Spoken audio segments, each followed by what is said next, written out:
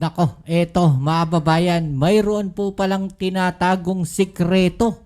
Etong si Marcoleta, mga babayan, at ngayon po ay nabunyag na. Kaya naman ang taong bayan ay nagulantang.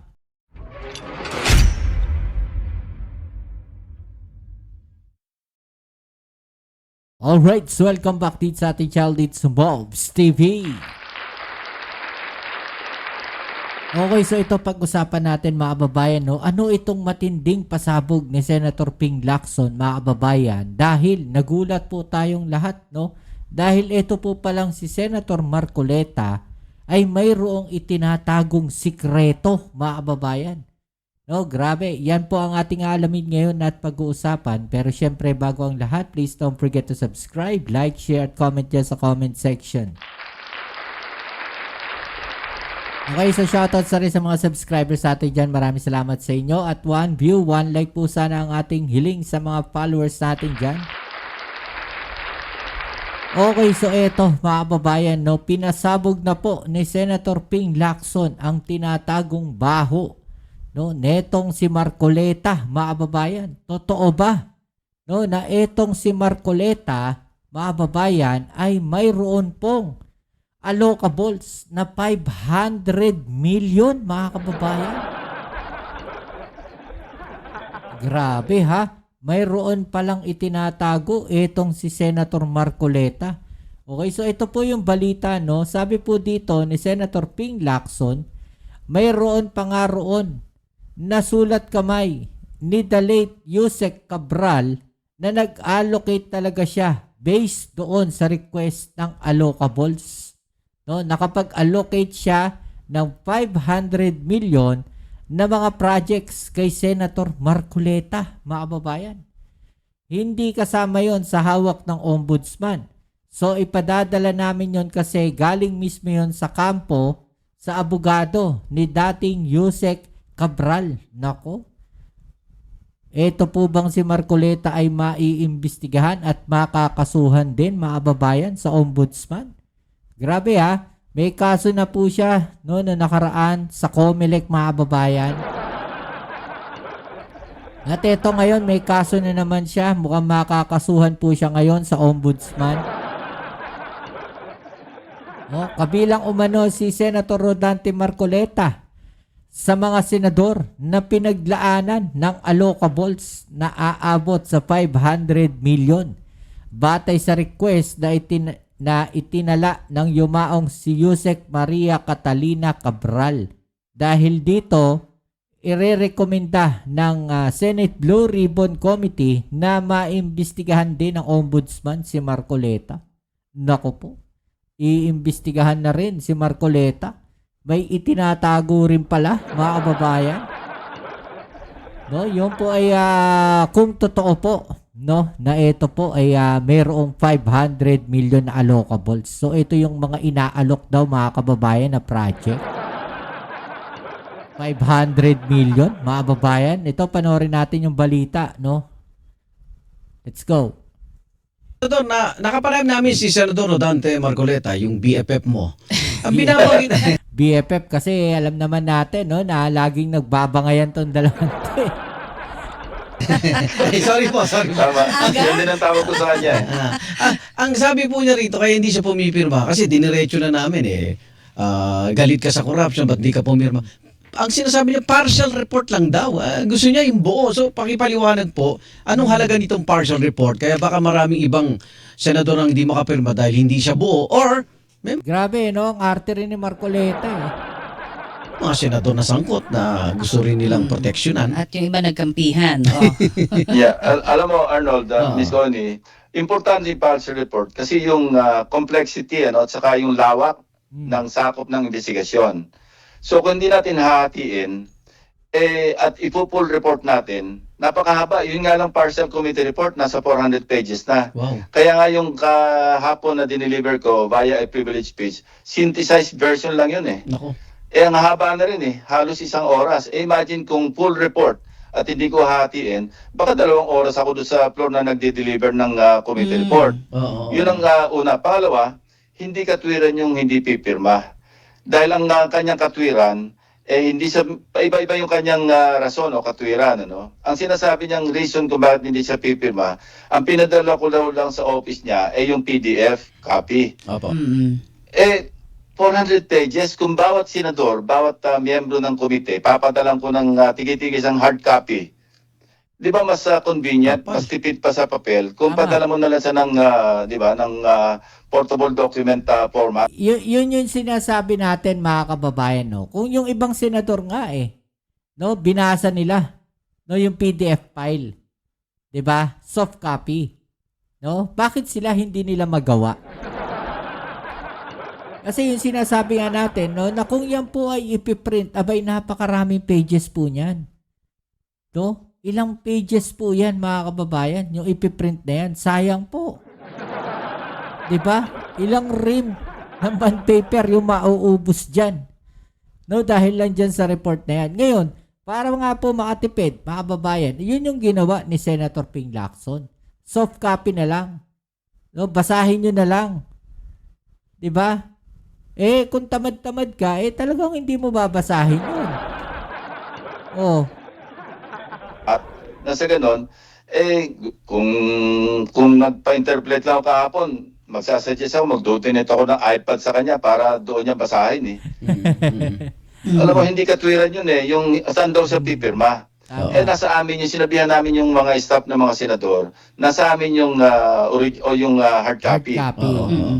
At kung ready silang pumirma, nabasa na nila yung file, dadali ng staff namin sa kanilang opisina para pirmahan nila. Pirmahan. At saka dating practice na ito Hindi naman ito first time First time niya. Na talaga So, first time yun.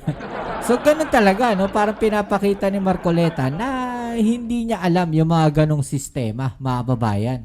Mahal. At saka dating practice na ito Hindi naman ito first time First time Na niya. talaga pinapadala sa amin, soft copy. Aha.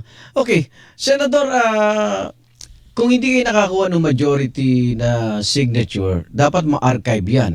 So ngayon, nag-privilege speech ka na, so hindi nawala ng saysay yung sinagawang mga pagdinig ng Blue Ribbon Committee sa flood control projects. Yes, ang susunod namin gagawin, pinapa-prepare ko na yung transmittal Mhm. letter papunta sa ombudsman sa sa DOJ. Oo. Ng lahat ng nakalap naming ebidensya, testimonial, documentary, lahat ipapadala namin doon para sa ganun makatulong yung committee hearings namin Oo. sa sinasagawa nilang preliminary investigation. Ayun. Katunayan, nagpahayag na nga yung ombudsman, nagpasabi sa aming opisina kung pwede sila makakuha ng kopya. Hindi ko mapadalan kasi hindi pa yun o public record. Mhm. Mhm. Kasi hindi pa nga pirmado. Pero ngayong naipahayag ito sa pamamagitan ng privilege speech, Ayun. di public record ito. So pwede ko silang padalhan. Okay, So eto. lahat-lahat ng annexes, lahat ng attachments, lahat yung TSNs, papadala ko sa kanila para makatulong nga sa kanilang preliminary investigation. Kasi ang alam ko, may mga ebidensya pang natakil namin sa komite sa pagdinig na wala pa sa kanilang kaalaman. Okay. So yun ang isang saysay na naidaan ko na lang sa privilege speech para may padala namin. Otherwise, hindi kami makakatulong masyado. Although, sasabihin ko, I take pride in saying na marami na rin kaming naipasa o naipadala na ebidensya sa DOJ at saka sa ombudsman na ginagamit nila ngayon. Mm-mm. Senator, gusto namin malaman ano yung nakita mo na hindi nakikita pa ng ombudsman? Hindi kasama pero ito sinaklaw ko na rin yung pati yung mga letter request sa mga lawmakers. Oo. Kasi isa sa rekomendasyon namin yung allocables. Oo. Meron pa nga doon na sulat kamay ni dating o the late Jose Cabral Oh. na nag-allocate talaga siya based doon sa request ng allocables. Nakapag-allocate siya ng 500 million pesos na mga projects kay Senator Marcoleta. Oh. Kalis mo kay Senator Marcoleta. Hindi kasama yon sa Mm-mm. sa hawak ng ombudsman. So Grabe, ipapadala ah. namin yun. So, ayun, mga kababayan, no? Meron daw pong na-allocables etong si Senator Marcoleta. So Kasi further galing mismo yon sa kampo o sa abogado ni dating Yusek Cabral. So kasama si Senator Marcoleta sa further investigation, tama ba? Yes, correct. Oo. Ba't hindi mo raw nabanggit sina Senator Joel Villanueva at Senator Jingo Estrada? Pero nandun naman yung mga pangalan. Oo, dun sa... Alam mo, Igan, kung babanggitin ko isa-isa, lalong hahaba eh. Kaya nga tinako na lang, in-scroll na lang. Kasi ang pinakita ko doon, yung menu Aha. na mga possible charges o possible preliminary investigation, possible fact-finding, possible further investigation. Lahat yon at inisa-isa ko kung I think mga 10 or 11 possible criminal charges yun na pwedeng ibisigahan. Yun sa amin, hindi, sabi ko nga, hindi ito hatol. Katunayan, between noong na-route namin yung committee report, yung partial committee report, and yesterday, may mga developments eh. Katulad yung kay Senator Estrada, hindi ba? Dahil naghumingi yung ombudsman sa opisina, sa LBRMO namin, ng kopya ng mga, para ma-identify yung mga proponents. Yung LBRMO, nagpadala na, wala sila makita na Dokumento. directly attributing yung mga items, yung mga insertions na nangyari kay Senator Estrada. Oo. So meron ng mga developments na gano'n. So sinasabi ko, between now or between February 11 and now, may mga nagde-develop na kung saan pwedeng gamiting depensa ng mga kasamahan ko senador. So hindi kami nag-i-indict kasi hindi naman kasama sa mandato namin Yes, yun. oo. Ang sa amin is in aid of legislation and investigations. Kasi yung Blue Ribbon Committee lamang ang merong Yes. parang kulatilya na and investigations. Meaning, kasama kasi mga malfeasance, misfeasance, non-feasance, pwede na isama namin para ibigay namin doon sa kaukulang ahensya Na na nagsasagawa, na may mandato na magsagawa ng preliminary investigation. Ang Blue Ribbon, hindi naman kami prosecutor eh. Yes, sir. Ito nga, sabi nyo, doon ako medyo nakatutok sa sinabi ninyo na sa inyo pong paglilingkod bayan, more than 50 years, parang ngayon lang nangyari ito, hindi ba? Na kahit saan kayong direksyon tumingin o gumawa, ay parang hindi ho makausad no, doon sa partial committee report ninyo. Ang sabi nga, ito in aid of legislation, pero may mga hindi ho talaga pumirma.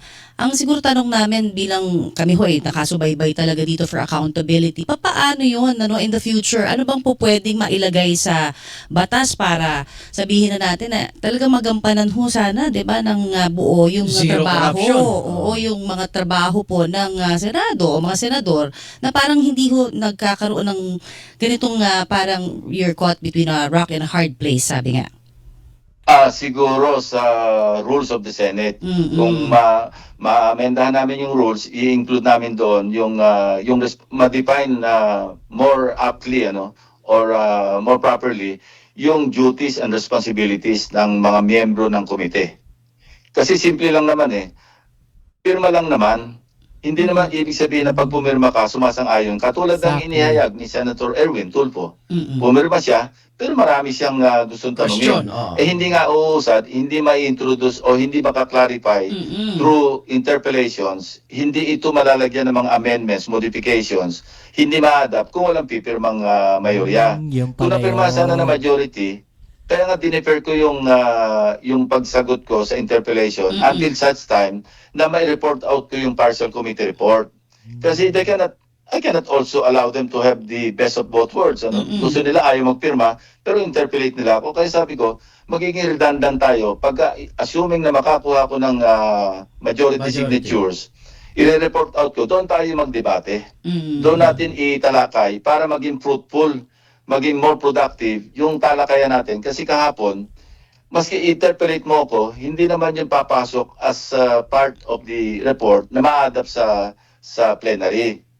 So yun ang, I think, ito sa akin to, sinadya ko yun na hindi ako mag-yield ng floor sa interpellation para medyo maski pa paano, magkaroon sila ng sense of responsibility na pirmahan nila yung committee report kung gusto nila akong tanungin. Ito naman si Senator Marcoleta, sinabi ko na nga na until then, until such time that I gather the required majority signatures, I will not yield the floor for interpellation. In the meantime, pero tumayo pa rin siya, unusual daw. Hindi yun unusual. Maski nga walang pasubali o walang sabihin natin kondisyon na yung sa partial committee report na lang tayo mag-interpellate. Wag dito.